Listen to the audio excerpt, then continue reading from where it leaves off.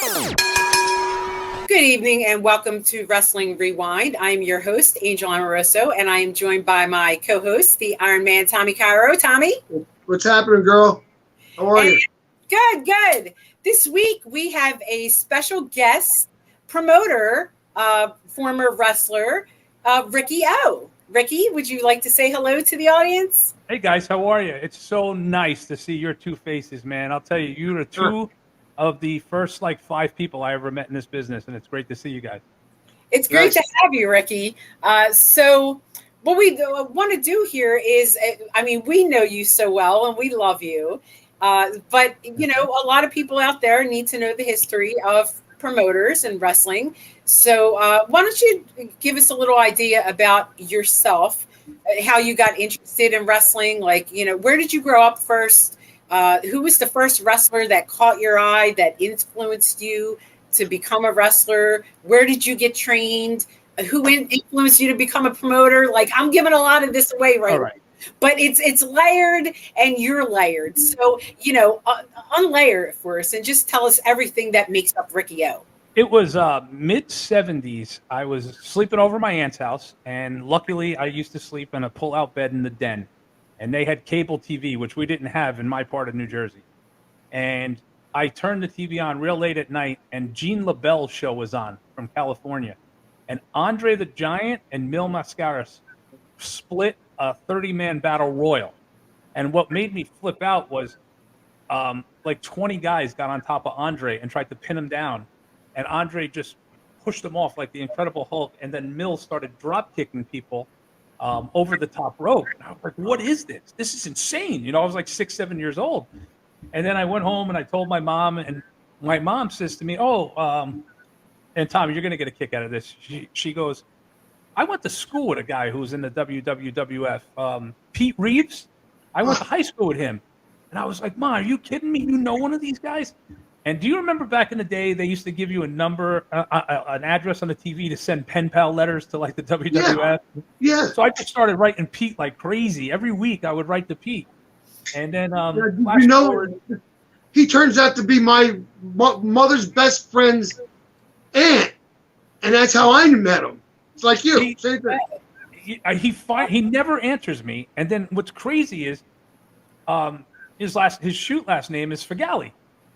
So, make a long story short, I open up a little restaurant in a gym in Garfield, New Jersey, and my mom and I have this little kitchen in a gym. And all of a sudden, the owner comes to me and says, hey, there's a wrestling school coming in here, and there's this guy from Lyndhurst. He's going to open up and put a ring in here. You're going to make some money feeding the wrestlers. And that guy was the guy sitting over there, Iron Man Tommy Cairo. All right. So I run into Pete Reeves at Iron Man Tommy Cairo's wrestling school, and I start talking to Pete, and Pete says to me, look, at the time I was drafted by the St. Louis Cardinals. I was playing baseball. Baseball was my whole life, but I always wanted to get in wrestling. And Tommy would let me work out a little bit. Billy DeMott was there. If you want to talk about a lineup, it was like Crowbar, Billy DeMott, Iron Man Tommy Cairo, Ted Petty, every once in a while Pete Reeves, your old partner Keith, what was it, Shea or Shearer? Shearer, yeah. Keith Shearer. Manny Fernandez in and out of this place, Ron and Don Harrison. So everybody's there. And Tommy was gracious enough. I would feed him, and he'd let me go in the ring and try to work out a little bit. A little bit into that, I was in an industrial accident. You were on the losing end of that. You weren't bad, but I'll tell you what, that kid, Keith ate me at a house and home. I'm not going to lie, 30 chicken cutlets a day. But I was injured in an industrial accident, and I broke my leg in 10 places, and I had 65 screws and about 10 plates in my leg. And that was it for me with wrestling. But I still had the restaurant, and that guy right there, I'm going to put him over like nobody in the world probably is ever going to do this for you, Tommy. And I get emotional, and if I cry, I'm sorry. My friend was in a really bad accident. He found out he was going to be a football player in college, and he was celebrating, and the asshole jumped off a roof into a pool trying to be funny, and he broke his neck. And he was a quadriplegic from his throat down. He was only able to move his mouth and his eyes. And we were looking to do something to help his family because it was devastating to his family. The house that wasn't built properly for a ramp. They didn't have room for the beds and the ventilators. And that guy next to you came to me and said, I'll do a show for this kid. And Tommy Cairo put a show on at Lodi High School. And 1994, it was November 24th, 1994, 1,700 people at an independent show. He had him against Manny Fernandez in the main event. What's his name? Scotty Flamingo was on the show as Scotty Polo. There was a guy named Mark the Terminator who later went on to become Bubba Ray Dudley. Jimmy Superfly Snuka. There was a guy there whose wife went into labor in the middle of the show. That person was Billy DeMott. You remember that? Billy's kid was born the night of your show. Wow. And Crowbar Chris Ford was there. And there was a bunch of other, Metal Maniac. And there was just a bunch of people on the show. And Tommy, I don't know if you remember this, but you were the first one and Chris Ford was the second one. They were able to bring my friend on a ventilator to the show for about a half hour. He was able to physically be there. And that guy walked over next to you, and he handed Chris his envelope for the night and said, I don't want no money.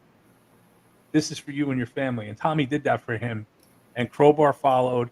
And I think pretty much everybody on that show, except for 2 or 3 people who didn't know what the importance of the show was, all donated their money back to the family. And they were able to build a ramp. They were able to get the wall knocked down in his house for the ventilator and the bed that needed to be done. And that was all Iron Man Tommy Cairo. And Chris passed away last year. He lived a real healthy. Oh, man. He lived into his 40s, thank God. He wasn't really given 5 years, and he went almost 25 years being like that. Wow. But he, to the day he passed away, had the poster of that show in his room and always said to me, I can never thank you guys for what you did for me that night. And that was you. Thank you. That was awesome. I mean, we, not that I didn't think it was a big deal at the time, but it was like a no-brainer. Like, we got to do this. Right. There was even some confusion at the end with the people that were dealing with the financial end of it. And I guess they didn't understand the terms of the contract that was set up. But, we made it work anyway. And at that point, it wasn't about $1 made. It wasn't, And after all these years, I'm glad to hear that. That's awesome. Yeah, man, you were incredible that night. And then, can I tell the after party story or no? Sure. You guys get real open on shit? Yes. Oh, yeah. Okay. Tell it. So the after show, if you remember, Tommy, there was a place in Lodi called Junior's Bar, and Junior donated the wrestlers a 1-hour open bar to anybody who wrestled on the show for Chris. That was the thank you. So Manny Fernandez and Jimmy Snuka end up there, and we're all partying. I don't know if you remember my roommate Tommy, but he was like 6'4", big Tony, always wore a headband. He looked like a wrestler, but he wasn't. I think so, yeah. And, we're going to walk into Junior's, and Manny Fernandez drove in my car. And my buddy Nikki and I get out, and we go inside, and Manny's not there, and Nikki's girlfriend's not there. And we're like, what the fuck is going on? Where's Lori? We go outside, and Manny Fernandez has Lori in a front face lock, and he's choking her out in the car because he was trying to force her head down. Jimmy Snuka, who was really close with us, because Jimmy was always around New Jersey, and we all knew Jimmy really well, goes out and just Manny Fernandez right in the face. Really? What the fuck? And they're going to fight over this girl who's the ugliest human being you've ever seen in your life. But Manny was trying to force himself on her, and Jimmy punches her.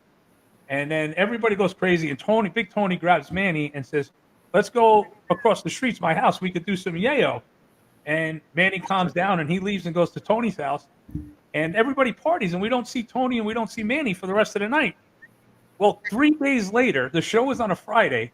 Monday morning, Tony calls me up and goes, what are you doing? I go, nothing. He goes, you got to get this fucking guy out of my house. I go, what? He's like, Manny hasn't stopped doing lines for 3 days. He's at my kitchen table for 3 days.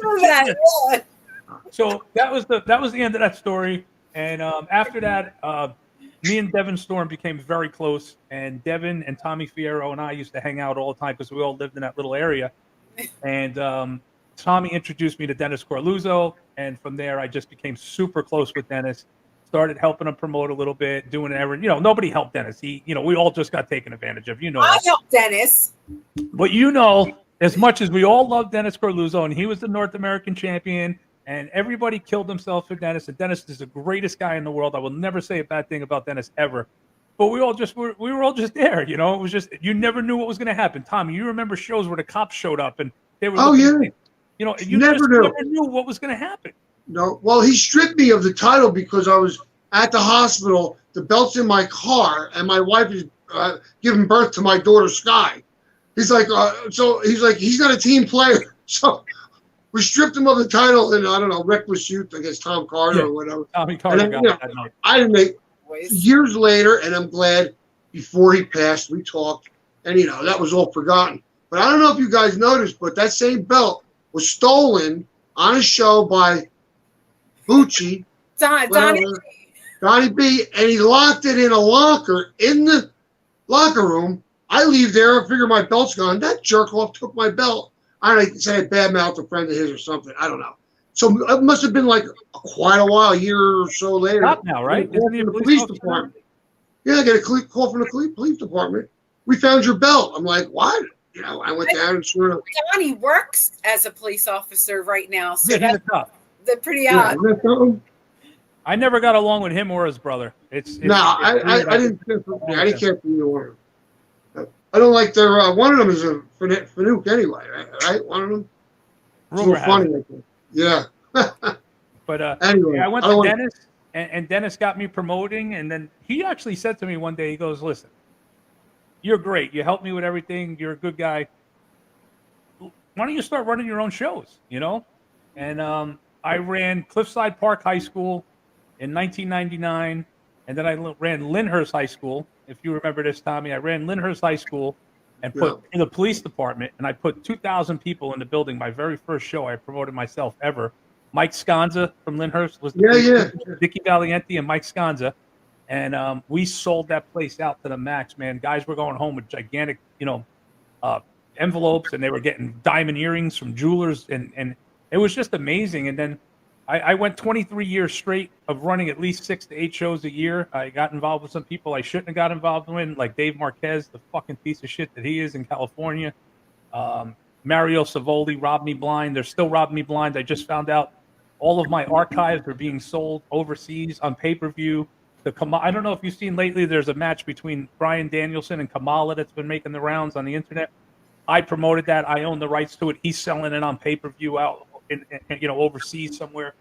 So I've seen the good and the bad. Nothing you could do about this, or have you checked into it? Like I've just started doing it, but the overseas laws are so crazy. They don't respect the United States trademarks. They don't respect like copyrights and stuff like that. And they know all the ins and outs. Because you remember Savio Vega was going to kill him in Puerto Rico.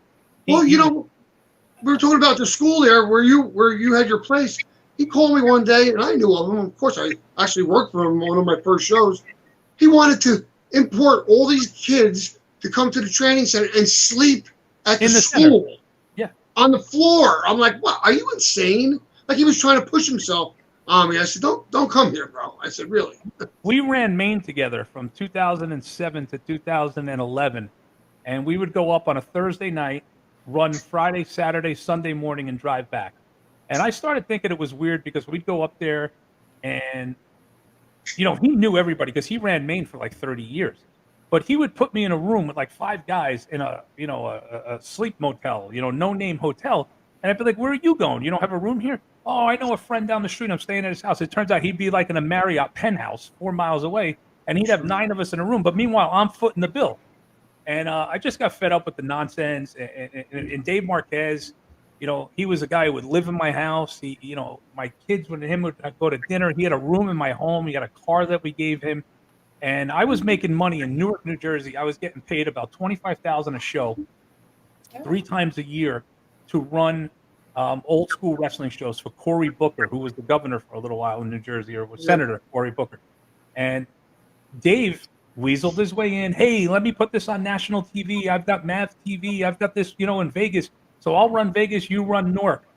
And I learned my lesson when he snuck in there after the 3rd show and put the checks into the NWA corporate name, and they took about $75,000 from me. Wow. And that was it. I was done. And then I'm like, I'll never have a partner again. And then I started, JCW full time, which turned into GCW. We started touring, doing these, skate festivals, and it really got really, really good. And then real life took over. I got transferred to Nashville.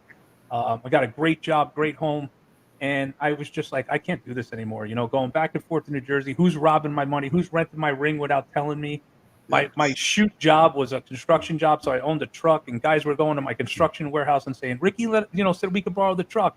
and they're doing ring rentals without me knowing of my Oh. own ring.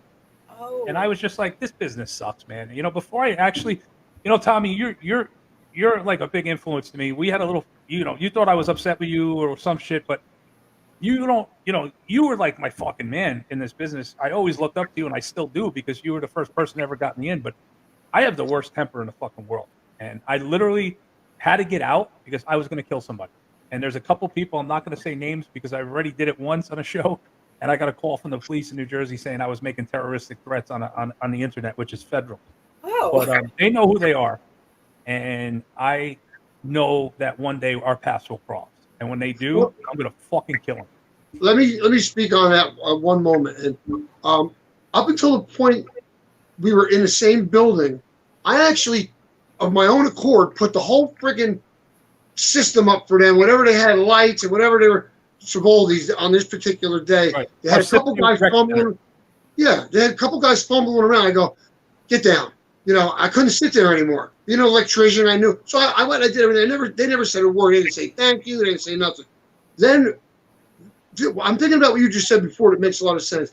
As soon as you started adding people, okay, especially when you already know what you're doing, your product is going to get watered down or influenced by the other people, because by rights you took them in as a partner. So now they got all these ideas and they want to influence the and you're not sure what to let them do and what not to let them do. So unless something is written and it's a contract on paper, these like getting together of promotions, it doesn't work. There's no reason for it. It's bad enough one guy. How are you going to split it three ways? There's not enough money to go around. So it makes everybody tense, and it makes for not a good show. So when that particular day we got together, and it was me, you, Freddie Rubenstein, Phil Varlese at that show, and as soon as we talked about possibly doing something together, you mentioned something about, well, now we can figure out what we're going to pay these guys. And in my head, I just took it as, well, it makes no sense for us to add another person, because I'm getting the guys for what I'm getting them for whatever reason. You know, time, years in the business. They know me. They've worked for me before. I wasn't willing to share that when there wasn't enough to go around with the three of us. And it was just like, why are we doing this? Why are we it's okay to mix when you got a big conglomerate and there's all kinds of money behind it. But when you start joining forces, all you do is cut the pie in another piece. And now there's another person to weigh in. And very rarely are you all going to get together on issues. And when you're me, who was the guy that actually went out and worked, and now we're talking, I'm a promoter. So you as a promoter, having the influence and experience that you've had in your way and the way I've gotten it, that's two different sides. A promoter that comes from, you know, just promoting, and a promoter is a guy who's been in the business. You may look at some of my decisions and not the best business, but I'm looking at it. I know I'm the guy that came to the building that didn't have barely enough money to get there. There's not a bottle of water. There's not a protein bar. There's not nothing. So I'm going to look at it differently. We're going to say, well, what do you want to pay so-and-so? I'm always going to go for the higher amount, which doesn't make sense as a promoter, but makes sense as a worker. So it made it very difficult for me to be able to understand what other people wanted to have an influence on when it didn't come from the same place I came from, and vice versa. Right? You're coming from a business point. I'm coming from the love of the business and figure, oh, maybe I can make this work because I know how the business works. But that work can work against you too, you know, because then guys want to take advantage. So listen, it's a tough thing no matter what. In this day and age, it's even harder. How are you going to promote today? You're wasting your time, really. Well, I don't understand how people run shows nowadays, man. I listen, GCW, Brett Lauderdale's taking it to another level. God bless him. I don't have a problem with Brett. It's some other people that I sold, you know, he's bought into my company with that I have an issue with. But he's a great touring company. But then I look at some of these things, like especially here, I'm in Tennessee, right, Tommy?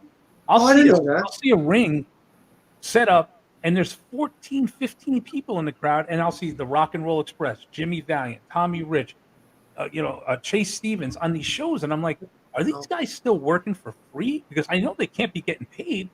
And then you go up the north, and you got a guy who's worked 3 shows, and you walk in, and you're going to talk to him. He's like, I want 150. I want all my merch. I want to set up that intermission in the ring. And I'm like, bro, nobody even knows how to spell your fucking name. Yeah, you know, that's what I ran into was I got complimented one day by Dennis. Dennis said, "You know what? For an Italian, you're a hell of a fucking Jew."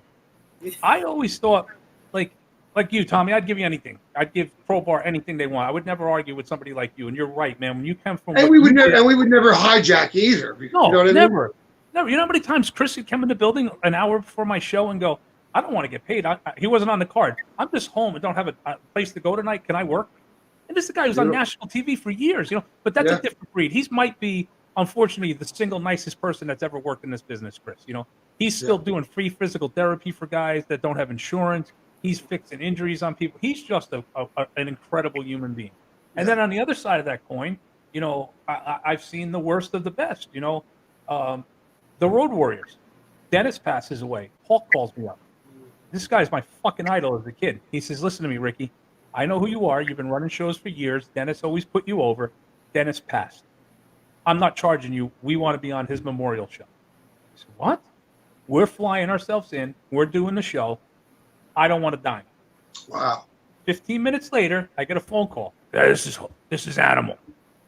Animal, how are you? I just talked to Hawk. Thank you guys for coming in. He could tell you whatever fucking deal you want. I'm getting paid. I want $5,000, and you're flying me in, and I want a car service from the airport. And I'm like, I can't give you $5,000 on a memorial show, Joe. I can't do that. And him and Hawk got into an argument. Hawk won. They came in. They did it for nothing. They kept their gimmicks, and they ended up probably making $5,000 each in gimmick. But and then like I did Ric Flair many times on signings. I've never had a worse experience in my life than Ric Flair. And I told this story last week on my show. 5 days before Dusty died, I did Dusty's last signing, and there was an agreement between Dusty and Flair. The last hour, they would do a dual signing with the NWA belt in between them, and the fans would come in the middle and take a photo with Flair, and we'd print it, and they'd get it right then and there signed by both. Dusty's all about it. He's like, "Brother, watch the clock. We got to go see Ricky. And I thought it was odd that to me, Dusty's the bigger star, just in my eyes. But Dusty was going to go halfway across the building to go see Flair. So we stopped Dusty's line, which is wrapped around the building, and he goes, "It's time to go meet Ricky." So we walk and we go across the way, and Dusty's shaking. And Dusty, Tommy, was the Godfather, man. Every single person on that walk stopped their autograph signing. Oh, yeah. The Dudleys, Magnum, Tommy Rich, Ken Shamrock. Every single person stopped and walked over and hugged and kissed him like if he was Don Corleone. Yeah. So we get over to Flair, and there's like 200 people lined up, and it's $150 a photo op. So there's big money involved in this. And Flair looks at Dusty and goes, "I'm not stopping my signing to do this. Sorry, I'm making money." And Dusty goes, "Ricky, we got 200 people lined up, man. The Dream stopped his signing." And Flair went like this. I'll never forget as long as I live. And goes, "We're not doing it. I'm sorry. We can't do it." And Dusty turns around and goes, "Motherfucker, fuck him. I made that motherfucker. He's going to big shot me. Go to our table." And we walked back, and he looked at me and he said, "I'll stay here all night long as every person on that line gets an autograph from me. Wow. I'm not disappointing my fans." And he passed 5 days later. So whoever says that Ric Flair was Dusty's boy or whatever like that didn't see what happened on that night. And I saw a different end of the business. This is the American Dream who made Ric Flair. He was the booker, if you remember, who put Flair over forever and was guilty of really making Flair too big of a head in the business. And Flair shoved it right up his ass. And I said to myself, there's no loyalty ever. That taught me the biggest lesson in my entire life. Everybody only needs you when they need you, and especially in this business, you're fucking nobody when they don't need you. Well, Ric Flair is a big disappointment, and he had a chance. Why, in his last match, you got to cut your head?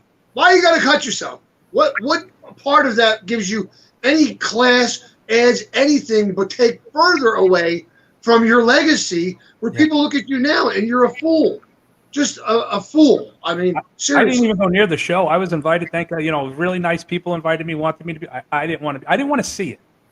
My childhood was him ripped, shredded, doing 60-minute, draws with Steamboat. I didn't want to see him.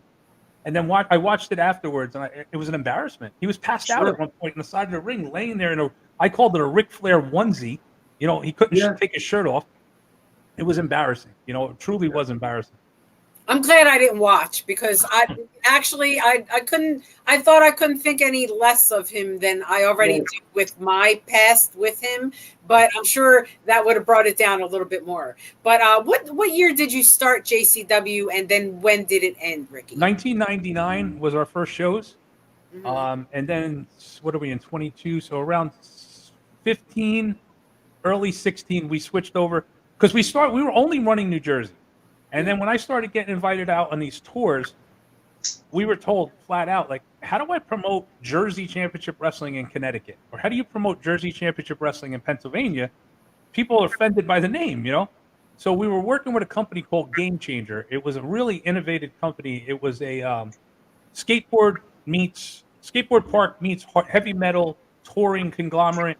They had all these gigantic. We got to go on tour with the Dropkick Murphys, the Benjamins, Slash, and he started taking us on the road. And what they would do is set up 4 stages, and in the middle of the 4 stages was the wrestling ring. Wow. And we started getting 10, 15,000 people at these things. And then Joey Janela and Nick Gage had a match in Asbury Park, which was amazing because Joey climbed to the top of the ring truck, and as he jumps off, the lights messed up in Asbury Park sign on the convention center, so it said Asbury, and they put it, and it was on the front page of the paper. Awesome. The Dropkick Murphys were supposed to go on, and we ran late, and then they weren't on stage because they were at ringside watching the match, and it was just incredible. We started doing these big super shows as Game Changer, and like I said, we started making really good money. Merchandise went through the roof. We did that Zandig Tournament of Death when he came out of retirement and he jumped off the roof with Joey. That was my show. But that is what changed me. When it went to I let my bookers do what they wanted to do, and they built crowds, and we were making money. But when I wasn't able to bring my own kids to shows, I said, I don't want to do this anymore. I understand hardcore is selling, and you guys are killing it, and I'm proud of you. I just don't want my name attached to a dude getting a light tube shoved up his ass. Or, watching a girl, no offense, Angel, because you were a hardcore bitch. And I'll admit that to the day I die. You're one of the toughest women I ever met in my life. Thank you. I couldn't watch, a dude power drive a woman onto thumbtack. Like, it wasn't my thing. And I just said to them, listen, I'm ready to get out. I got a great shoot job. I'm an operations manager with a hotel chain. I work for the University of Vanderbilt baseball program. Like, for me, a dream job as a baseball guy. I just want to leave. I just had enough, and it was time to go. And I sold it in 17, early 18, and I've been out since, and I don't miss it at all. Ricky, let me ask you this. Well, here's where I feel it really goes over the line. Correct me if I'm wrong. Out of all the guys that were doing that extreme hardcore, how many of them were using the actual implements to cut themselves? Were there any?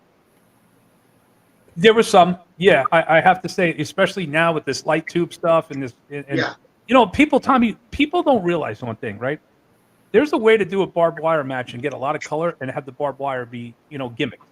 Yeah. These kids nowadays have no idea that that's even possible. So you're seeing dudes getting impaled. Listen, I know Sabu killed himself. He was the originator of this, and God bless him. He made a niche, and he's incredible at it. But guys who aren't trained, these backyard guys going out now and saying I'm a wrestler because they can go out and break somebody's head with a light tube. It's exposed it even more. The business didn't need to be more exposed than what it was. And then you got some idiot, and I'm sorry, Angel, that kid from the juggalo who's out there jumping off chairs into bar. That kid who does all those crazy stunts on Twitter, and he's just going, Matt Hardy swanton dive onto Legos, and he's exposing it so much. Like it's, I say, Tommy, tell me if I'm wrong. When I was younger, it was Kamala, Andre the Giant, George Steele. There was an era of illusion where these guys can come over the guardrail and actually kill you. Like, people thought Kamala was savage. People thought George Steele was insane. The kids that were sitting in the front row are now in the ring, and they're 205 pounds, 5'7". They got arms that look like spaghetti strings, and there's no believability, but yet they're breaking light tubes all over the place to get people to pop. And you know what? You apologize a lot, Ricky, and I don't take offense to it because I did everything you're saying. I did kind of start that trend of the smaller teenagers being used in wrestling that were getting paid zero just for exposure, and I did take a big part in that, and I regret it some. but not all, because That we was all a different situation, I think, Angel. a little bit. You're doing it on national TV at one point with Mhm. the, at the time, the cult company of the world. You and Tommy revolutionized something. You're not doing it in a backyard in front of 10 people. You Right. getting hit and power drived and bloody was a fucking, oh my God, they broke the barrier. What is this woman doing moment? Not every single match has a woman getting hit in the head with a light tube. Like, there's a I difference. agree. I agree. Tommy, am I right or wrong? You brought something up about Flair. Color used to mean something. You'd see it Yeah. once every 6 months on TV Right. or on a pay-per-view. It's every match now. Well, I mean, yes, and here's the thing that really makes it crazy is I know that this may sound like it doesn't make sense, but there's a big difference between me. I'll say for me, never used anything other than a surgical razor blade that goes on a scalpel, a number 15 Becton Dickinson, right? It's sterile. Nobody else has touched it. It hasn't been in your bag. While it's in the foil, I snap it in half. I wrap it with tape very carefully to only leave. I can't make a mistake, and I can't cut myself too deep because I only leave a tiny, tiny, tiny, tiny little bit. I'm sorry, you could only cut Derek Domino's so deep that he almost Yeah. in the locker room, right? That's the way. I got a great Derek Domino story for you when we're done. Okay. So I'll tell you about that anyway. So anyway, my point is I took a lot of care making sure that I didn't use a double-edged blade broken half, anything other than the right and the best possible thing to use. Can't make a mistake, can't overcut, all right? And when you throw it away, nobody's even going to know what it is if you have to do that. There's a big difference between that, and then as soon as you get done, clean with alcohol, Neosporin, and a bandage, right? Never had a problem. I worked in a school, and if I did this on the weekend, midweek it was already gone. I only had to go with a little tiny, That's a different story. When you're taking an actual implement and you're using that to cut yourself, the barbed wire. What you would do when you work with barbed wire is very simple. You wear gloves, you wrap up your wrists, you bring the guys over to the barbed wire, you hold your gloved hand on the barbed wire, you push his head close, but he doesn't actually touch it, and nobody can see that he didn't touch it. You cover it with your hand, and then when he rolls over, he gigs himself with the regular blade.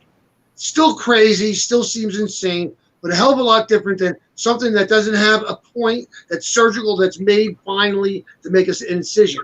He's going to make a gap, a tear, a rip. And that's why they have these heads that you can't go into another business with a head like that. What are you going to do? Walk in and I want to be a salesman. You look like a Mongol. Your head's all torn up. What is that? How do you explain it? I did it hundreds of times, plenty of times. You can't see nothing. So there's a difference between being crazy. Most of those guys that have excessive, they're sick. Ivan Koloff, he couldn't wait. All right, I'm ready. No, like wait until I do something to you that requires that you got cut. So it is a sickness to a point. How many times did you say you did it, Ricky, yourself? Well, I was in a different situation because I usually was the cowardly, little shit manager at ringside and, whatever. But I did get into working for like a year straight, and I did it 4 times. And the worst one ever, and Tommy, you're going to laugh, was the first time. And Danny Inferno comes to me and says, eat these 6 Advil. I'm sorry, like Tylenol. They're going to thin your blood. No, aspirin. Aspirin, you're right. Drink these 2 beers. And he's like, I'm going to show you how to make the blade. And exactly what you said. In the package, nip it just a tiny little quarter, tape it. He's like, either tape it to your finger or put it in your trunks. And you just, as I'm going to do it for the first time, Danny Moff of the Hit Squad hits me in the back of the head with a chair, knowing that I'm gigging. And I just stuck myself in my forehead and it went straight down. So I Steve Carino'd instead of going across. And then you could still see the mark. It's over here a little bit on my forehead. I went way too deep. And I bled like a pig. And it was funny, Tommy, because everybody has their own story. But I actually, in South River, New Jersey, the first time I gigged, had a woman puke and pass out in the front row from how much blood I lost. Oh, so I was proud of myself, and I only did it one other time. Again, you might get this. I don't know if you know him, Angel, but El Bandito from Jersey had a show in Passaic, New Jersey, which is all Latin Americans. It's a Puerto Rican town. And I had stolen his mask a couple months earlier, and I came out in Passaic at the Puerto Rican Day Parade dressed as Bandito, and came out with a box of mustard, ketchup, and mayonnaise containers. And I started throwing them out to the crowd, telling them that it's Mexican Christmas. Here's all your welfare condiments. And they were shocked because they thought I was Bandito. I'm in his mask, I'm in his trunks. And he comes running out with the Puerto Rican flag. He stole my mask. And Bandito just stiffed me in the top of my head with the Puerto Rican flag pole. And it busted me wide open. And I got color all over the place. It was insane. Hard way. But it was fun, man. It was probably the best night of my life.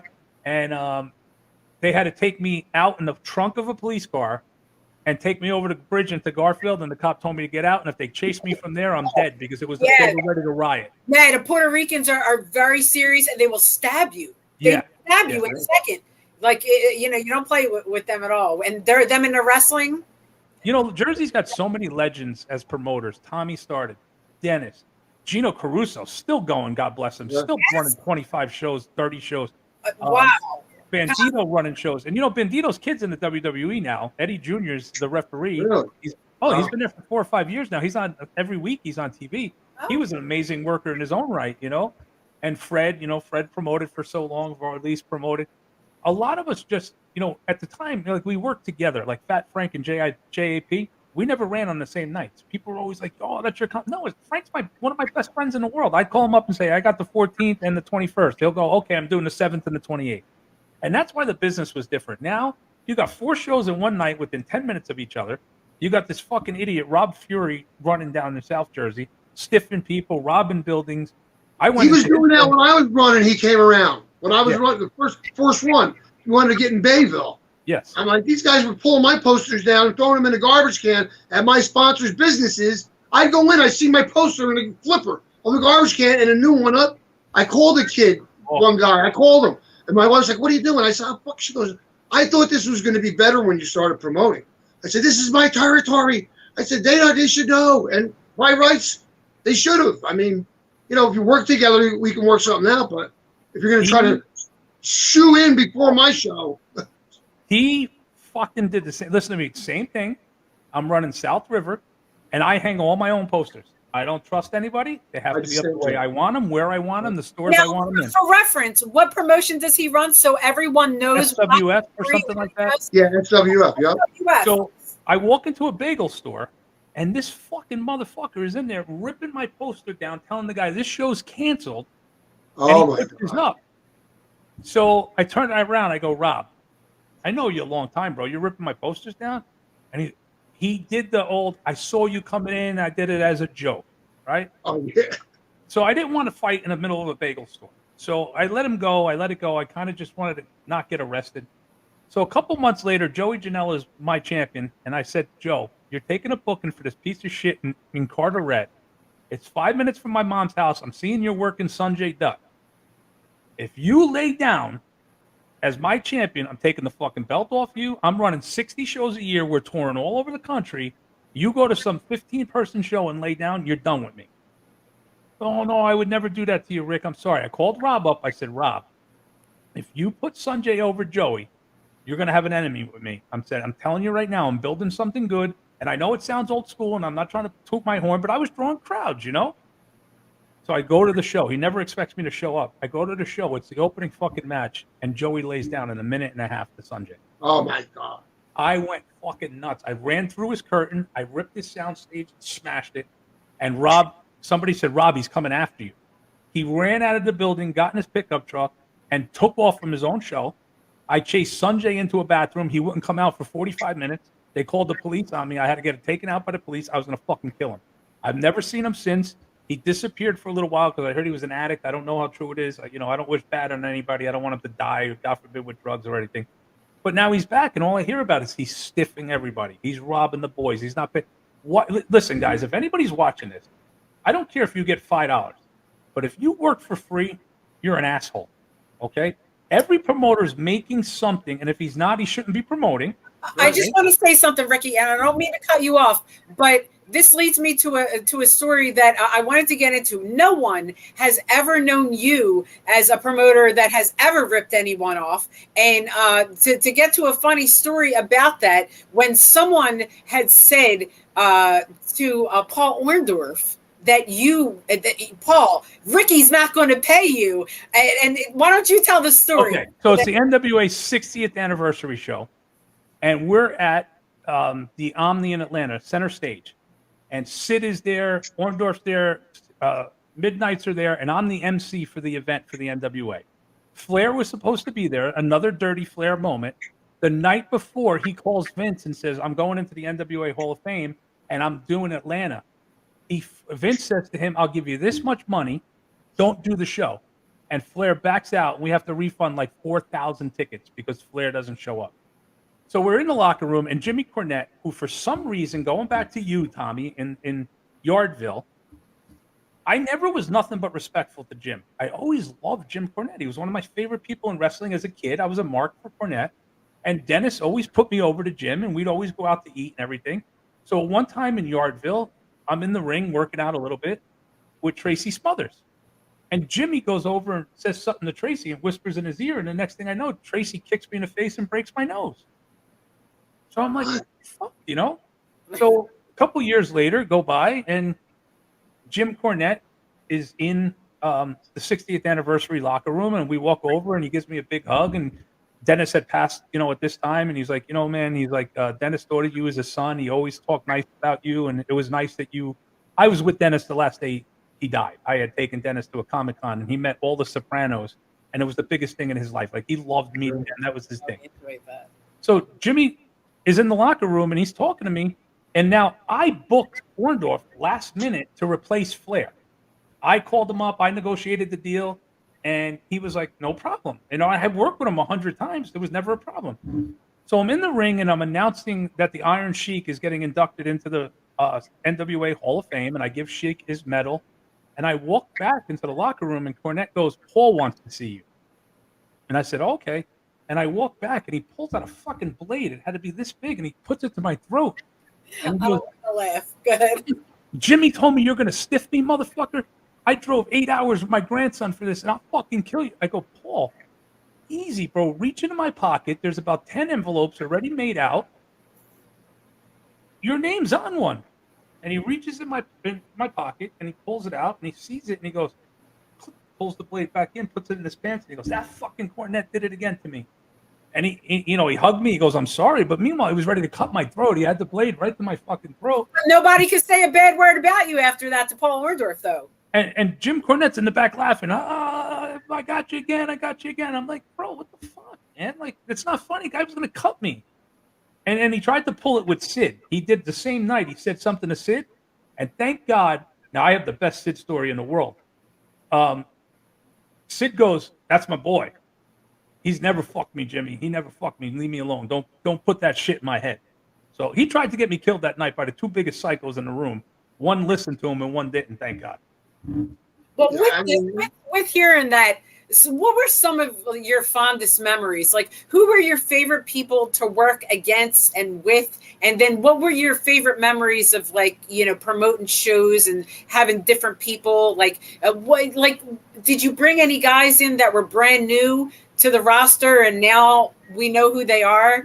Like, yeah, we had great times with people with my Super J Cups, like guys like Jay Lethal, Mike Mondo, who went on to be in the Spirit Squad, Kenny Doan.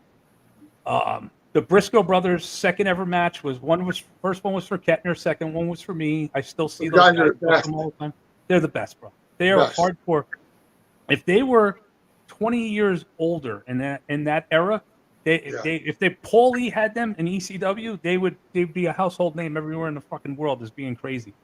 I love a lot of people. I loved working with the Headhunters. I love Greg Valentine. I love Tommy Cairo. I love Devin Storm. My favorite of all time is Reckless Youth. I don't think anybody was better. I think he innovated the business more than anyone will ever give him credit for. There's no CM Punk, no Colt Cabana, Alex Shelley, none of those guys without Reckless Youth. Reckless Youth started with me, by the way, in TCW. So I used to go to all your shows, Angel. I was there. Dennis, we would go to the little gyms and the Yar and Ray. Yes. Oh man, original. Oh. Yeah, they're both gone there, aren't they? They were. Listen, Tommy, how great of an era was it for all of us? Everybody got along. It was just a different era, and we all knew Gino, so we all had a laugh. Of course. I mean, love working with guys, man. There was so many guys I loved. My favorite era was when I did a JCW versus ECW angle, and I had Little Guido, another amazing guy, Guido, Steve Carino, what was Taz's cousin? I'm drawing a blank right now. Chetty. Chris Chetty. Chris Chetty would come in for me all the time. Nova would work shows, and it was just a great era. Those guys were all humble, Stevie Richards, the Blue Meanie, all great people. And then, like I said, I was disappointed a couple times. I was always disappointed with Flair. I never had a good experience with Flair. There was a couple others, but it wasn't even worth it. Honky Tonk Man fucked me one day. I booked him on a 3-day tour, 2 with Joe Panzerino, and then the third was supposed to be with me. So I'm chauffeuring this guy around all over the place, and then Joe whispers in his ear, "He's not going to pay you on Sunday. You should leave." And I got a sold-out crowd, and he took off to the airport and stiffed me. But thank God, Ricky Steamboat, another guy who I absolutely loved to death, was there and just said, "I'm here. I'll just take his spot. I'm a better wrestler than he ever was anyway." And Ricky went in and refereed a match and did a free autograph signing, and it was amazing. One guy I don't like at all, and Angel, you're gonna pop. I fucking can't stand the smelly bastard. Is Mick Foley. Me neither. Can't stand myself. I didn't even know half the stuff I found out later, and I still didn't like him. He would come to shows, and he always was entitled. I don't know why. Like, before he was a megastar, and then after he always just treated everybody.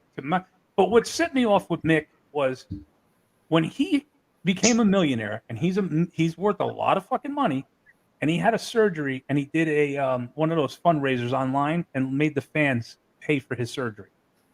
Right. Real scumbag move, right? People are stupid. Tommy, I wouldn't give a dime. I went 18 months.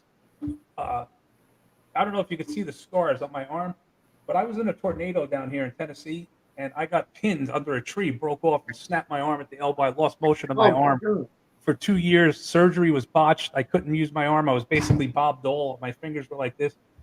And I am in a state called IOD, injured on duty. And you only get $125 a week in the state of Tennessee. There's no workman's compensation. So I lost my life savings. Meanwhile, my arm's like this. I couldn't work, couldn't support my family. I'm eating off a dollar menu down here to try to survive. And here's a multimillionaire getting fucking fans to pay for his surgery because he don't want to spend his own fucking money. Unbelievable. It's kind of equivalent to how he would have sex with a teenager and then work for Rain, an incest organization. So, he kind of like, he's a hypocrite like that. Angel, I know you on a personal level going on since 1994. And if you told me anything, I would believe you. And I mean that. I've always stuck by you. Whenever you put posts up, I shit on them, for what they've done and whatever happened. And it's none of my business to bring up, and I don't mean to say it, but, I got your back. Seriously, I've never been known as a liar, Ricky. You know me. And I know you very well, and done that. I know I've seen a side of this business that I can't unlive. Tommy, my daughter's 16 years old. And okay, she looked older, right? But she's 16, and we're at a show. My other daughter's only 12. And we're walking by both gorgeous, by the way. Both gorgeous. I've seen them. Thank you. And we're walking by. She's walking by the ring, putting programs on chairs. And Vader looks at her and goes, "What a fucking ass on that little blonde." So my 12-year-old, who is fearless, Tommy, you would love her. She's not afraid of fucking nobody. Goes up to him right in his face and goes, "Listen, you smelly fuck. She's 16, and I'm 12, and I'll fucking stab you." Right to the ear. And he goes, "Oh, I'm sorry. And then she goes, "You want to know what else? My father's paying you tonight, and he should throw you out of the building." Good for her. Wow. And I turned around and I said, "Girls, I love you to death, but tonight was the night. Last show ever for you. You'll never come back, and it's nothing you did, but I can't let you near the building." Right. This is how these wrestlers are. I mean, still today, they're getting caught doing these things. So what's to not believe about a story like you just told us about Manny? And we're both shocked by that. but that's the old wrestler, the NWA mentality of like, we could just do whatever we all want. night long, party all night long. However old they are, we don't care. We could do whatever we want, sort of thing. And you can't bring your children around them. Personally, when I promoted shows, I dressed my daughter like a boy, so that even the younger boys who were around wouldn't go near, just as a precaution, because you can't trust them. You never could, and you still can't. Hey, listen, well, that's where my whole thing, excuse me, Ricky, that I talked about after we discussed what went on under my nose. And if you knew me at that time, you knew that I don't care who was in that locker room, there was nobody who was confident that if it was a one-on-one that they could handle it. They knew it. I know. And that's why they kept it. It was happening to her right under my nose, and they were able to. That's how hard they had to work to keep it from me. Business, right? That's this business. Yep. I saw Jim Cornette in Garfield Boys and Girls Club at an autograph signing. This woman walks up to him and hands him an album. And in the album is all hardcore porn photos of her, right? And he goes, "Who the fuck are you?" And she goes, "I'm not going to say her wrestling name. I'm going to say her shoot name. And you know it and you know it." And she goes, "Hi, I'm Donna." And he goes, "Oh." And she says, "Yeah, I worked a little bit in a certain company we used to work, and I want to get in WWE. How do you get me there? I'll do anything to get there." And I'm like saying to myself, like, it is really, there's people who put themselves in that position, and then there's people who, unfortunately, like you, who are put into a position like that. Yeah. And that's where it gets a bad name, because certain women fucking sucked everybody off to get some places, and then other women were treated like garbage because of the reputation of people before them. See, but Donna was all of age, and more probably Tommy's age than around mine. Right. And she approached it like that, then that's what she was looking for, whereas I wasn't. But, with her training, being from like Mola and people like that, I'm surprised that she would have to even behave like that. I made a lot of money with her, and let me tell you how. I'm sure you did. She was a featured dancer somewhere, right? Right. And she used to have this guy come in every weekend, and they would disappear to a corner, like behind closed doors. And I'm saying, I know she's not doing that, but we're thinking. And then finally one week she comes up to me and she goes, "You're wondering what I'm doing back there, aren't you?" And I was running the bar. And I said, "Yeah, what the fuck are you doing?" And she goes, "Tonight when he comes in, you come with me and I'll take care of you." And I said, "Well, all right." So it was a dude who would go back there. He's probably in his 50s, 60s. And he would spread his legs as wide as he could. And she would take a 2-step drop and kick him in the nuts as hard as she could, and he would hand her $1,00000. And every oh my God, where is this guy? I know guys like this. Actually, I used to run a business based off of doing this. Yeah. And she hands me like $200, and she goes, "Just make sure there's no rumors about me about anything else. That's all I'm doing back here." Yeah, well, I'll tell you a rumor that I did hear about her is that she was single-handedly was funding the end of ECW's days with some work she did. So Really? it's a shame that she would even have to put herself through the humiliation of going up to Cornette and being like, "Oh, here's me nude." Like she shouldn't have to do that. Right. Yeah. Well, my idea was I would take myself and I would start. This would be my way to do things to get the ball rolling. I would take somebody with me that I could train. And I would say, let's go to the biggest show that we can go to in an area. We'll go to the Spectrum, and we'll drive around until we find that door that we all know exists in every place that there's a show, where the boys are going out, doing their thing, and what? There's a couple young girls are hanging around, and they're talking, and this is how it starts. This is how the grooming starts of these girls at a young age. You got to see them at the next show. Where are you going? "Oh, we're going to be here on such and such a day." "Oh, okay." And next thing you know, it's a couple of years go by, and now they figure the girls is a little bit more seasoned. Now they bring her into one of the rooms. This is how it all starts. If you had guys that knew what they were doing and could pose as people that rented tables, that selling merchandise, selling pictures, whatever, and then get to know, like I could do it because I could get in and out of these locker rooms just selling T-shirts or being there to talk to the guys, whatever. If it's not me, it could be any number of people.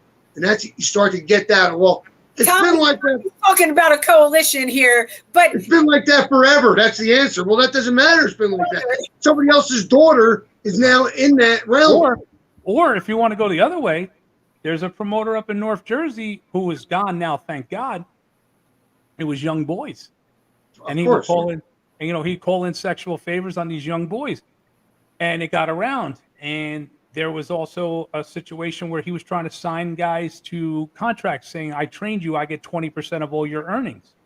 And he was, I can't put the person out, but it's a very famous WWF legend. Actually, I'm going to put it this way. You'll figure it out.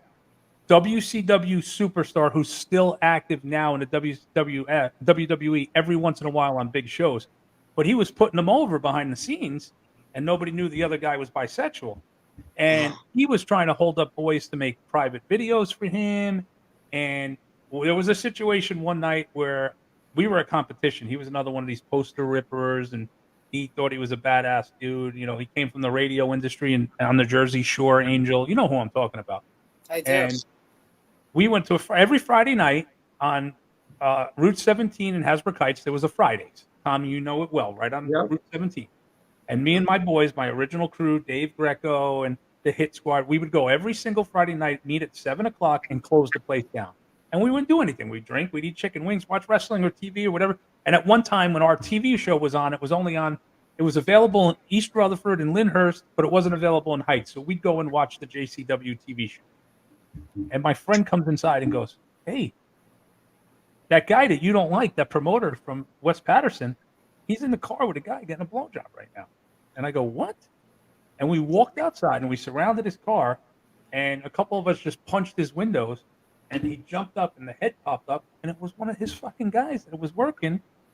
And we grabbed the guy, we whipped him out of his car. We're like, listen, first of all, there's families 20 feet away. Don't do that here. You're a fucking wrestler. We get thrown out of this place because of you. We're going to fucking kill you. Second thing, you don't move to the kid that was doing it. I want to talk to you. And the other guy got in the car, and he's like, you have no right to touch me. He's like, whatever happens in my life, get out, just leave. And then we made the kid stay. And we said, I'm going to ask you one question. Are you training at that guy's school? And he said, yes, sir, I am. And I said, did he make you do that? And the kid started to cry, and he said, I've never done it before. I don't know what happened. I got nervous. He was telling me he can make my career. He can do this and that. And we just talked to the kid and said, look, if you're gay, nobody cares. We don't care. You're straight, you're gay, whatever. But if he forced that on you, we're going to go fucking kill this guy.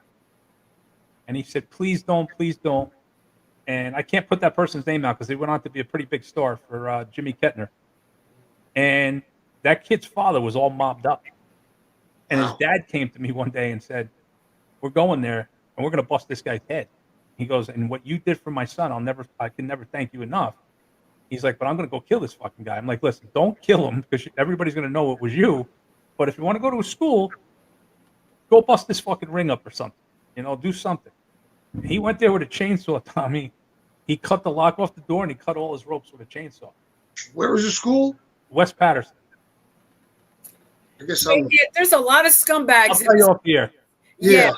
We won't get into names specific. I don't want to get a suit, but stories like this that exist in this business that people just refuse to believe the things that we have all seen in the business, and some things that we've even went through. So bravo to your daughter for catching on to that. Yeah, wow. She was nuts. The kid's nuts. She's 19 now. They're both in college. One's in education, and the other one wants to be a social worker. Thank God they were nowhere near the business. But my daughter, at 10 years old, was running my ring crew. She could put a full 18 by 18 high spots ring together by herself. And when it started getting to a point where she started getting in and doing flips, and guys were like, "Oh, let me show her this," I was like, "Nope, you're going home." Once they asked to start putting their hands on her, don't touch my kid because I'll murder you. Exactly. So we're going to get to your Facebook. And just go through, actually some pictures that you sent me. So It's not technically Facebook. That's the wrong screen. I don't want that one. Excuse me while I find a screen, gentlemen. Lord. Let me get this. It's funny because ever since there we go. We got you on, my mind was racing. I'm thinking of so many different things. It branches out in so many different ways. It's crazy. Yeah. I remember when I left that place, that was a racquetball court that we had our ring in. Yep. And they put you get in the racquetball court and you look up, there's a stairway going up to, they made an exit out of the racquetball court. I'm like, what the hell? That was a weird place. There was some guy. Remember Stealing Man? Remember? Yeah, there was a guy living in the ceiling. Remember? Oh my God. Angel, in his gym where he had his wrestling ring, it was a full gym, like a total 80s gym. It looked like something out of a bad old movie, and it had racquetball courts. Well, at night, we would be missing food. People's lockers would be broken into, and people would hear things in the ceiling. And then finally, they put tanning beds in. And as the women would be tanning, the tile would move, and there would be a face. There was like a crawl space about 8 inches. Well, not a crawl space, but a walking attic over the gym. And this homeless guy broke in and was living in the ceiling. Oh, shit. Well, that's very comforting. Yeah, it was Stealing Man. And we all knew he was there, you know? While you're doing your business. Crazy. So here we have some pictures that you sent to me that we wanted to highlight. That was the afternoon of that event with Dusty and Flair. That was 2 hours before that incident took place. That was that afternoon. So, all right, that's that one there. And here goes a shot of, who's that there? That was when the NWA had a TV show pilot for MTV, and they have the two guys around me were the actual announcers, and then they brought me in as the loudmouth New Jersey color commentator. You see everybody's in a suit. They put me in a Tony Soprano shirt because they wanted me to talk the Jersey accent. So that was a little pilot we did for MTV. We would film it in Vegas, and it was some pretty amazing wrestling. You know, I talk bad about Dave Marquez, but Dave broke a lot of doors open for the NWA to keep the company alive, and this was one of the things he did.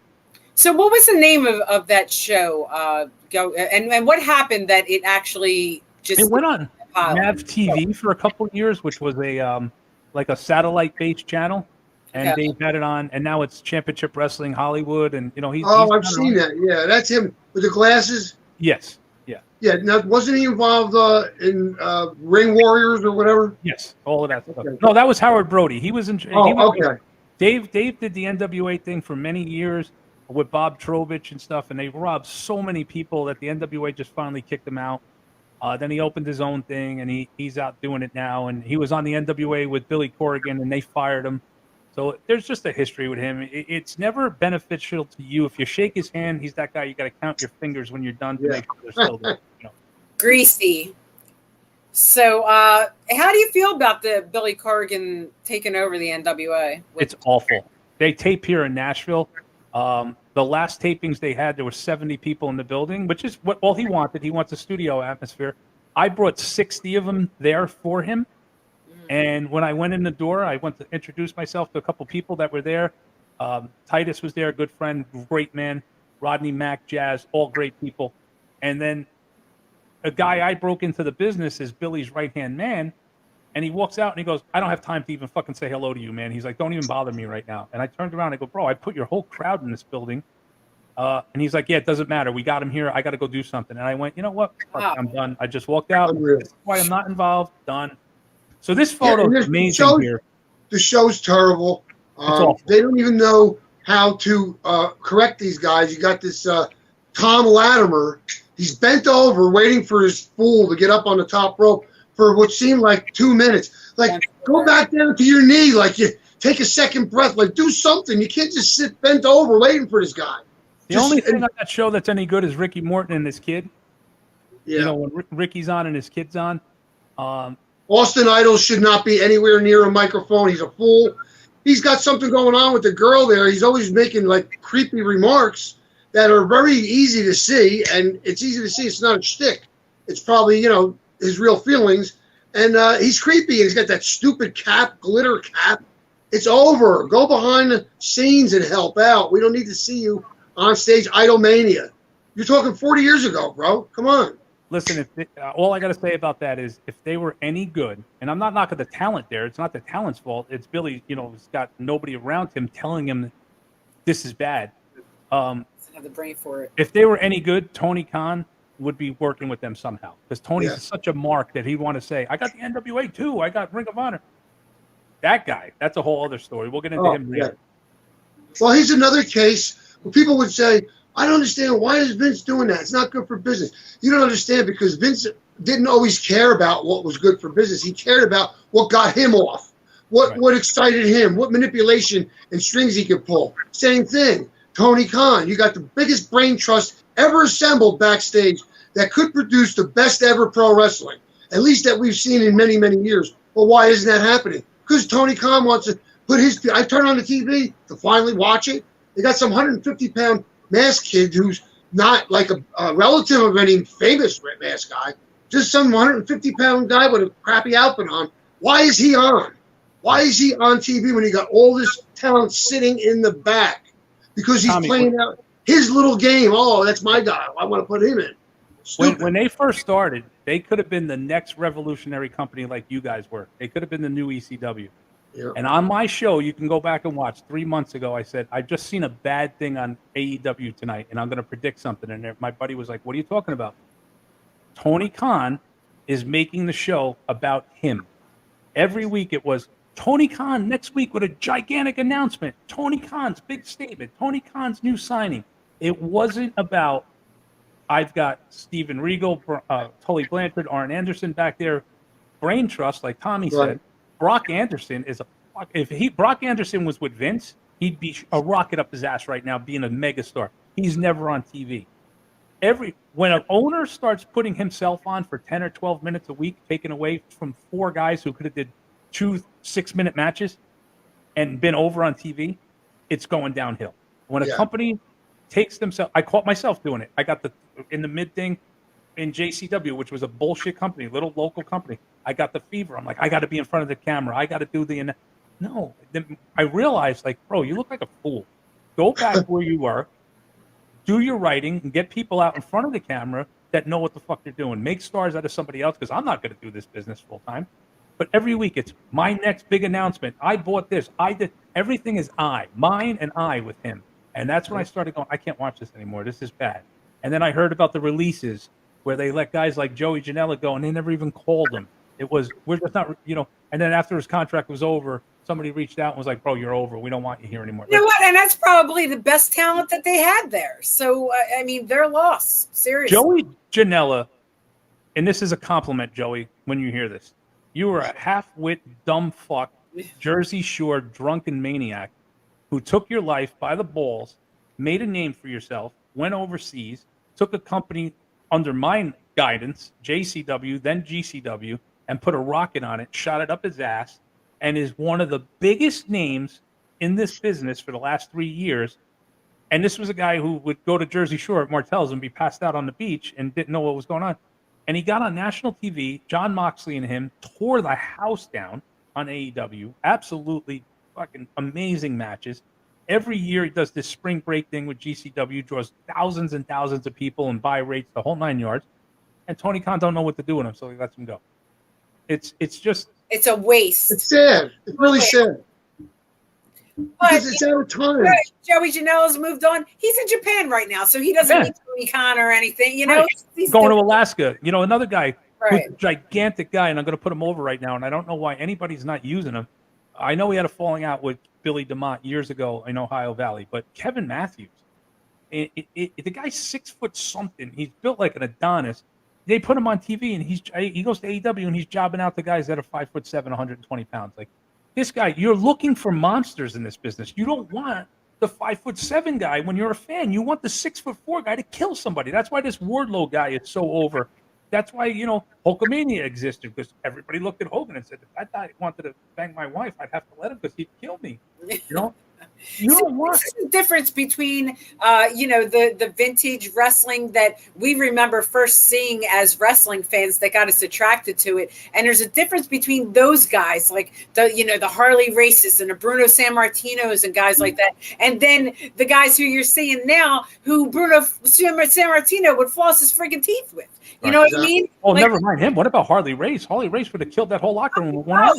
Yeah, and the thing is, with both hands tied behind his back, he wrestle them, 60 minutes with his legs and still win. And you don't see guys like this anymore because there's a lot of people being pushed out there that are like, what are they, actors or models, or that are being trained spot for what people want to see on TV, so they can get their load off. Like I can't even watch it. I can't even watch. Look at Vince with NXT for years, right? The developmental, everyone was 6'1" to 6'3". Exactly. Everyone wore the same exact trunks. Everyone was built exactly the same. It was almost like he just took a cookie cutter and made 50,000 people. That's why, in the very name of developmental, tells you that it's less than, or suggests that it's less than. How about you just make territories again that feed the big company? Because when you call it developmental, people already have this stigma, and actually it was better than anything that the regular roster was doing. A friend of yours, Tommy Dreamer, for a little while, was in charge of WWE talent, right? And I was running Jersey, New York, Pennsylvania. Marquez had Hollywood, Texas, and Las Vegas. And we were going into some southern states when we were all together with the NWA. And we pitched this idea. This was before they ever had, an NXT Florida. And we said, listen, we could run 4 shows a week nationally. We could start in Jersey, go to New York, take them down to Florida, go across to Texas, up to Hollywood, and then go across, and stop in the middle somewhere. And we could do this 4 to 6 nights a week. We have the rings, we have the power, we have a TV channel, everything. We proposed the whole thing, and Tommy listened. He said, this is actually not a bad idea. It's almost like having our own minor league territory. I'm going to pitch it to the people above. He called us back the next day and goes, Jim Ross shit all over it. He hates it. He told you guys don't fall asleep. They didn't want what they wanted. You want to be a monopoly, but you see what the monopoly has done to the industry.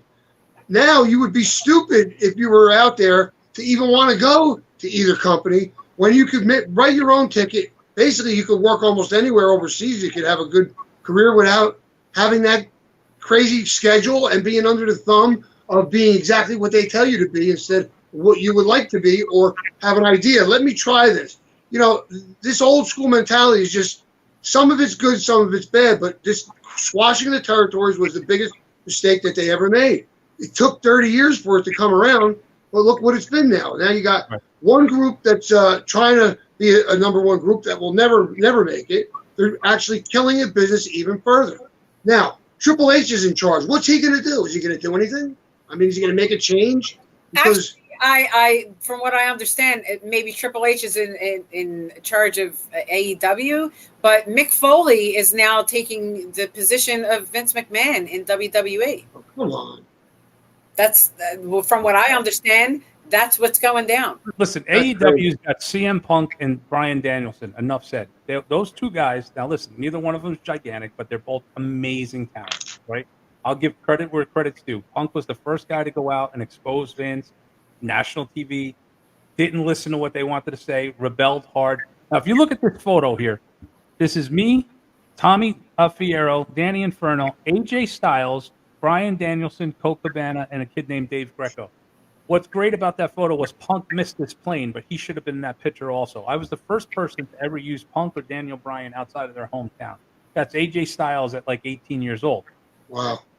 There's Joey Janela with Scott Hall and X-Pac as my world tag champions. There's me with the ultimate legend in the whole world, Terry Funk.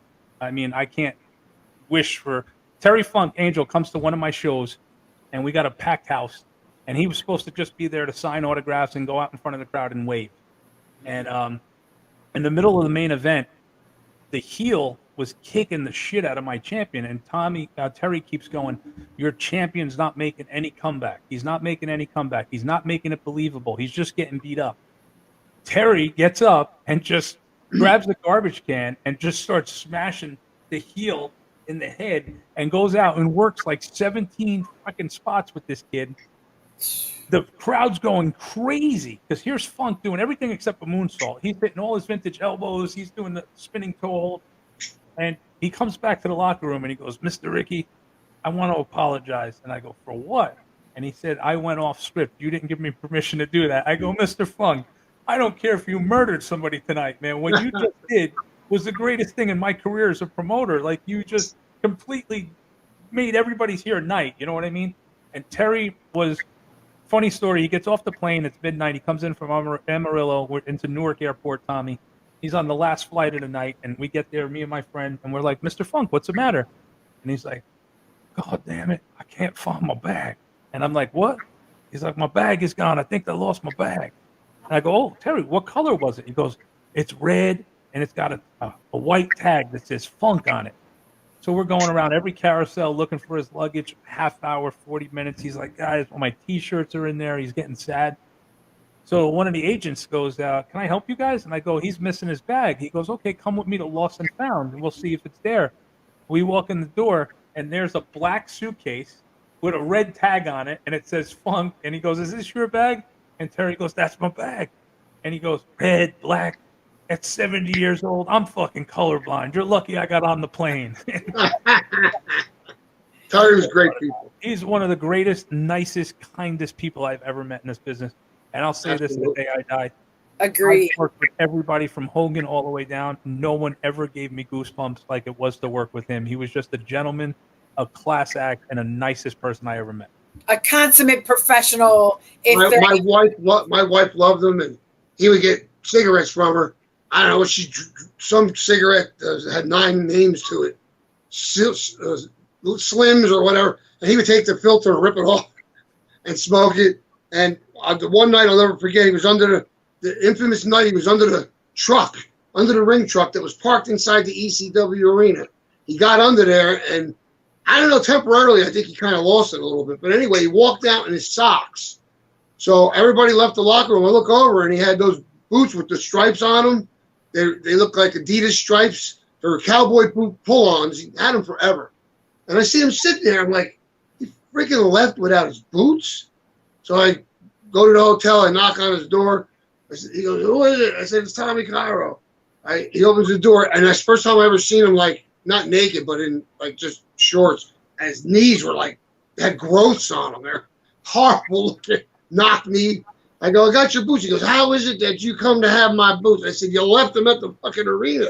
Didn't you realize when you walked out onto the dirty street in nasty Philadelphia, you didn't have your boots? So I think that night he might have went off his rocker a little bit, because even Hawk was like, he won't come out from under there. I don't know what he's doing. You never knew. You just never knew whether it was a rib or if he was just like slightly losing it. And I hope he's doing good. I was watching a match the other day, Ricky. You'll appreciate this. It was Hawk, Road Warrior Hawk, against Terry Funk, and he was managed by Dennis Carluzzo. Right. You remember that show? Absolutely. Real crazy. And then Oliver Humperdinck, took over when Dennis took the big bump, and friggin' Funk just took it all through the crowd. Before Hawk even came out, he ran up on every section of the bleachers and was just like in every fan's face from up and down until Hawk came out, and then they went all around the building. It was probably one of the better matches of the 90s independent shows, before all the problems with the NWA started happening. Dennis ran the best shows. If anyone ever had those tapes, man, they'd be rich right now. But him and Funk and Stan Hansen and Harley and all those people on those shows. And Angel, do you remember when, I don't know if you remember this or if it was public knowledge, do you remember when Terry and Dennis got together and they pitched ESPN an hour-long show, and they got to like the third stages of it? If Dennis got that contract, it was right before Todd got ECW on TV. It could have been the sports channel, right before the sports channel deal, right? It could have been Dennis and Terry doing that, and it would have maybe changed the face of wrestling, because Terry was really into it and did all of the, the writing and the booking of it. And I have one of the original masters somewhere in New Jersey of what they presented, and it was amazing, And unlike Paul, Terry, and Dennis like both of us, so we would have been in good shape. Because I still wonder to this day why I should have got a hold of Terry and had him maybe, but he didn't stay long, right? I mean, he stayed a couple years after, but not that he didn't stay the whole to the end of ECW. I don't think. No, he was gone. They brought Dusty in for a while back then too, if you remember. Yeah, I do remember that. Right. Here's you and Road Warrior Animal. This was before or after the $5,000 demand? This is Animal saw Dusty there, and like I said, he was the Godfather. He got up, left the table he was at, and came over, and everybody spent time with the Big Dust that day. Man, it was it was so nice to see how much respect is actually in the business behind the scenes for certain people. And Yeah. I don't think anybody in the world can say that Dusty wasn't one of the top 3 most respected ever. Yeah, and I think it resonated with the fans so much because I looked at him like he truly was like the son of a plumber, like a regular guy. Yeah. And that's what attracted me to Manny and Fernandez in the beginning. If you remember, he used to use the name the working class hero. So that's what stuck out in my mind. Here's a regular guy. He's not worried about a physique. He doesn't need a physique. And he worked 60-minute matches with that body. That's amazing. Right. So here's some pictures of you and the Iron Sheik from 1986 and then again 2016. Right. That was Carmine DeSpirito's show in Asbury Park, if you remember Carmine. Oh, sure. Carmine's one of my besties. I love Carmine. I love Carmine. I worked for. And that was on the pier at Asbury Park, and that's the first night I met the Sheik. I'm 16 years old in that picture.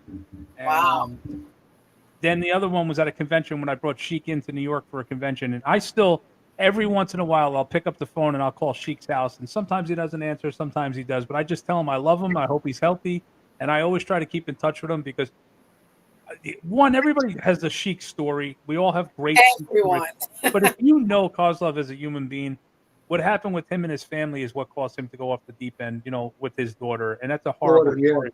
And if you've never seen the documentary Sheik, so you got to go watch it to understand. Yeah. Right. But he is just a great human being and an amazing, people don't realize they know the Iron Sheik, but the athlete he was before that in the Pan Am Games and the U.S. Olympic wrestling coach and everything. He's an amazing man. And, I love him. He's a great person. I had some good times with him. Was this one of your shows here? This was one of my shows when I was working, and that's Danny Moff of the Hit Squad, who independent tag team, the Hit Squad, Danny Moff and Monster Mac started in JAP. The most money I have ever made in wrestling was with these guys headlining.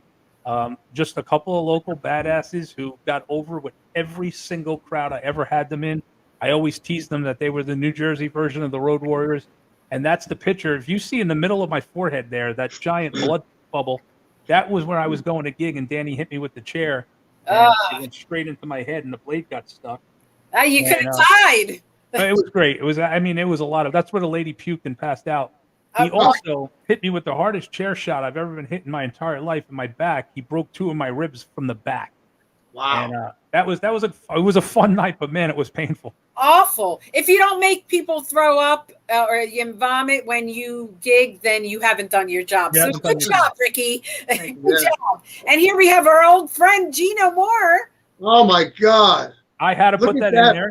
This is not, unfortunately, the picture of him with the world title belt that he says he beat Andre the Giant in Hurricane Hall, and then it was Sumo Hall. And how many stories? And then it was Harley Race once, too.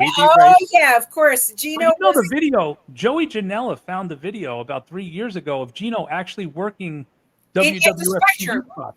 Yeah, no, he did. He actually did work at the Spectrum. I mean, he had articles and, you know, films to prove it, but I remember Dennis. Do you remember Angel or Tommy? Because Tommy, you were big when Dennis then. Do you remember when Dennis got the show for 1 week on the Philadelphia Z100 morning show? He was going to have a wrestling talk show, and Mark got thrown off the air because he brought his kid in, and he had Mark act as if he was Lord Littlebrook, and it was the week that Roseanne Barr did the chop during the national anthem to her crotch.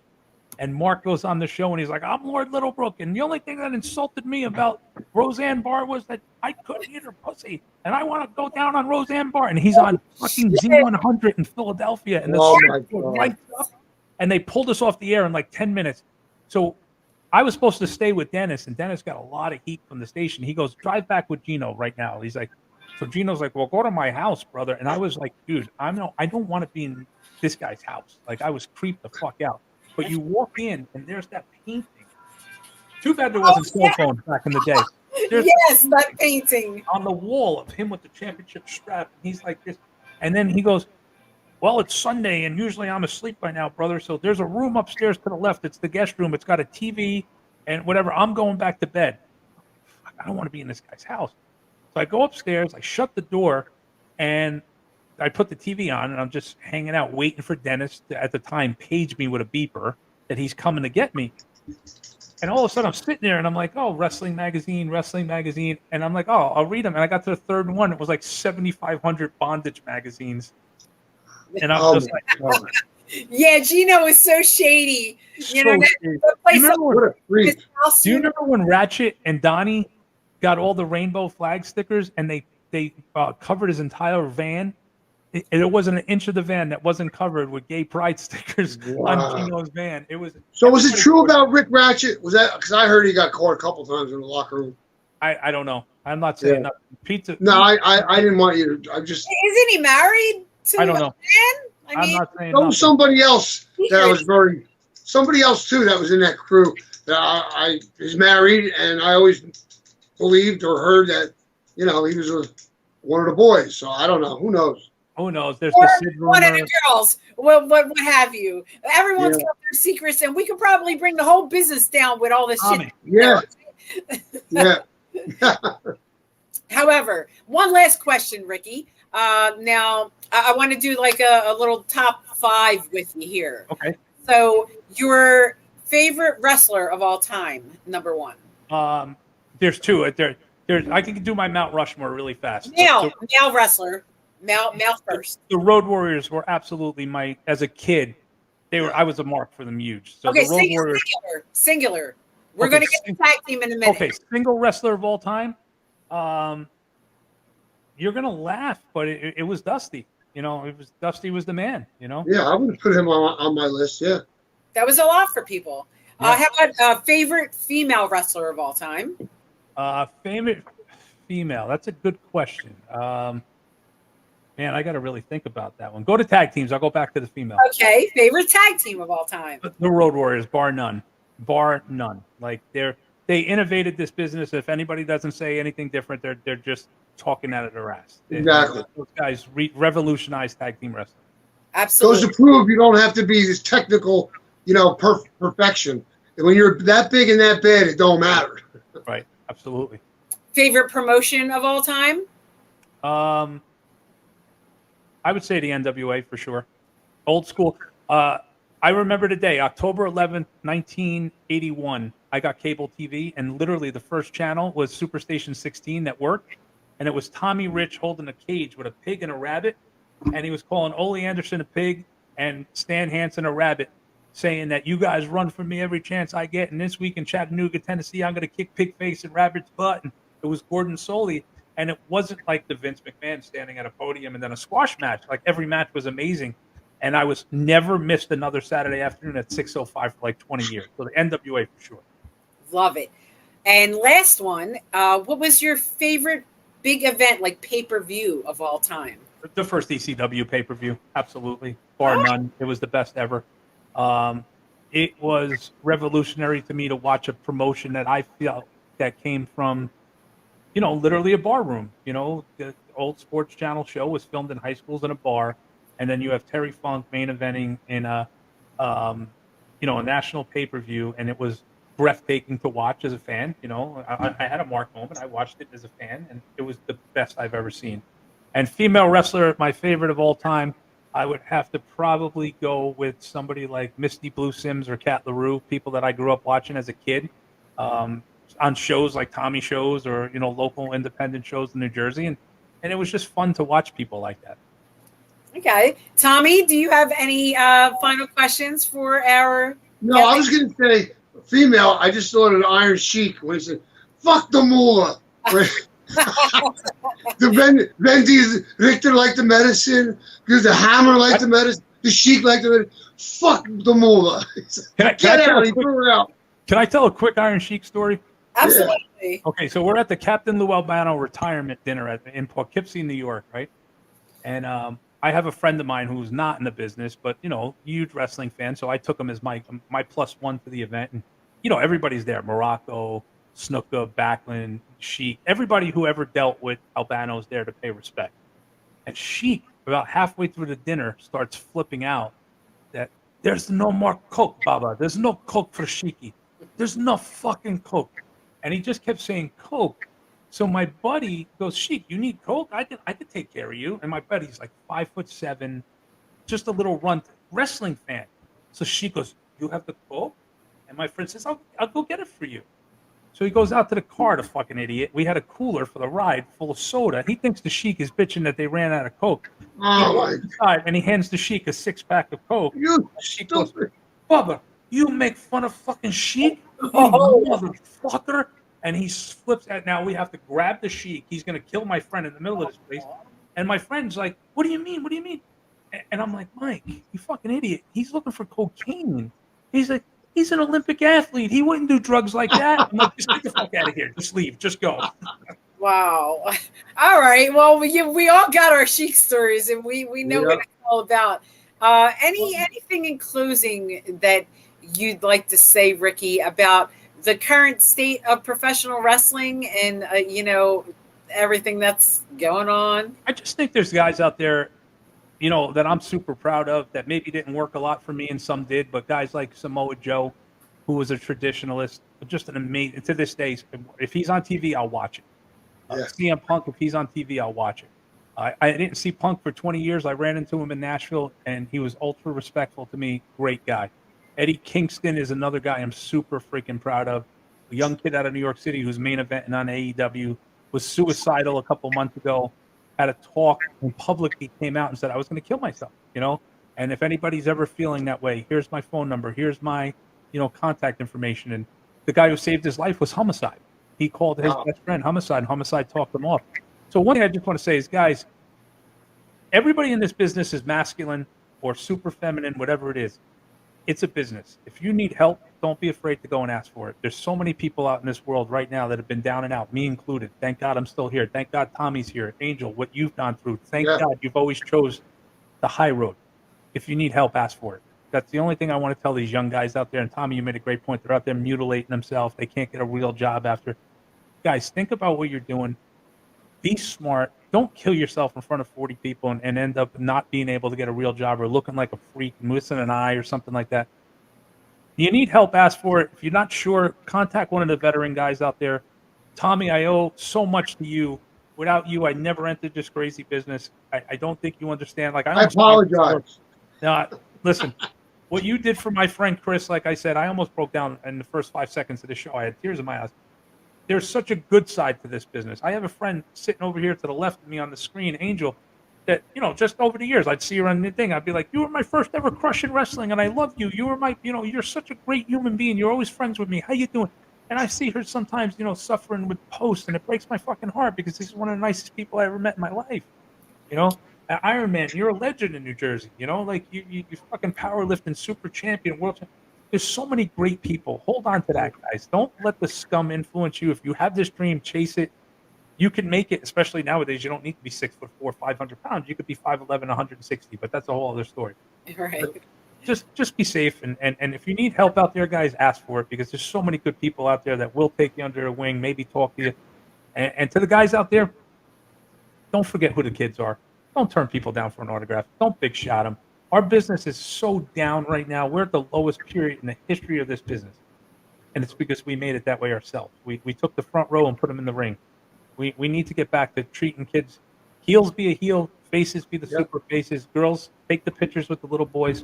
And just get this business back to where it was because it was great at one time. We can do it again. Well, I think that we have spent a good amount of time talking about some really important things and some really fun stuff. Anyone who did not know who you were before this show, Ricky, I think they have a good idea of who they hate me now, right? And what position you've held in professional wrestling, the importance of it, and all the good times you've had, the bad times you've had, and you definitely have a lot of good advice for those who are up and coming, and also for those who are out of the business. So I agree with you. If you need help, reach out. Good messages. Do you have any social media outlets that you would like for people to contact you on? Yeah, I mean, on Facebook, obviously, my name, Ricky Otazu, Otazu. I do have my own project that I work on, and I'm planning on having the two of you guys on. It's called The Ricky O Show. It's on 365 Sports. It's check that out. It's hundreds of former professional athletes that have their own podcast and talk shows. I talk about a wide variety of things, but one of the things I love to do is vintage wrestling. I just had Jimmy Noonan on, the former head of security for the WWE. Guys Carmine's coming on. So maybe we can get all of us on and do a little New Jersey, Philadelphia thing. But just reach out, Twitter, The Ricky O Show, Facebook, The Ricky O Show. I'm a little behind that. And we always, my big thing is, I try to do a lot of money and donations for kids charities and stuff like that. I'm always donating stuff out here to like Little Leagues. I have a sports memorabilia company. I'm really behind and get behind on doing a lot of good events. And that's really it. I'm just a normal guy now. I work in a hotel. I'm an operations manager. I love my job. It's a 9-to-5 position. I've got a beautiful, beautiful family. My girl's fucking gorgeous. And I just love life. And I just want to just continue. And if there's anybody I can ever talk to or help, just hit me up. Yeah. I gotta make a final statement. Things happen. People influence us. In retrospect, I may have said a couple of things that I didn't really mean or didn't know or understand the situation. But I'll say this. It really hits me in the heart when you remind me, or some of the things you said I've heard for the first time. So I want to say that we're all proud of you, that in New Jersey, we have this like legacy of having some really, really tremendous talent over the years, going way back to when you mentioned Pete Reeves, Pete Fergali, Dave Yohannan, the guys that brought me up in the business. And then, you continued that. And I didn't even know to the extent of, some of the work that you've done and been involved in. So I'm happy to hear that you did that much and that you were that involved. And I knew you were, but sometimes we get caught up on our own thing and we don't even know what else is going on around us. But you've added that to the history of New Jersey and the business itself. You did a great job representing it the right way. You had the right respect. So you're to be applauded for that. And I love you, bro. I'm sorry that we had a couple little things, but it's Tommy, we had 30 seconds. It wasn't even a thing. I mean, I never thought about it after that night, That's when true. you put your post up on Facebook and I said all those things, that was from my heart. You're like, bro, I thought you were mad at me. I could never be mad at you, bro. We're friends. No, of course not. How's your wife, bro, real fast? How's she doing? She's doing good. I mean, she's selling houses like it's going out of style. Me, I'm just trying to keep up. I'm trying to, my son's 16. I'll be 65 in February. There's a big difference there. I apologized to him the other day. I'm sorry that I'm so old and broken down and you're only 16, but I'm doing the best I can. He said, that's all right, Dad. That's all you can do, man. And then I went and sat in the car for 2 hours at the skate park and watched them flip around. We're all just doing the best we can. And thank God we all have good memories of each other in this business, at least to keep us going. And thank you so much for joining us, Ricky, for this edition of Wrestling Rewind. And please join us every week at 7 p.m. on Monty and the Pharaohs Network on YouTube for Wrestling Rewind. Taking it back. Yes, taking it all the way back and giving you a lesson in wrestling history. Thank you so much for joining us, Ricky. We enjoyed having you, and I hope maybe sometime you'll come back for another edition, maybe report or roundtable. Yeah, a roundtable. Yes, absolutely. So until the next episode of Wrestling Rewind, for my co-host Tommy Cairo and our guest Ricky O, thank you, Rick. I'm also saying have a nice night and a nice life. Good night. Good night, guys.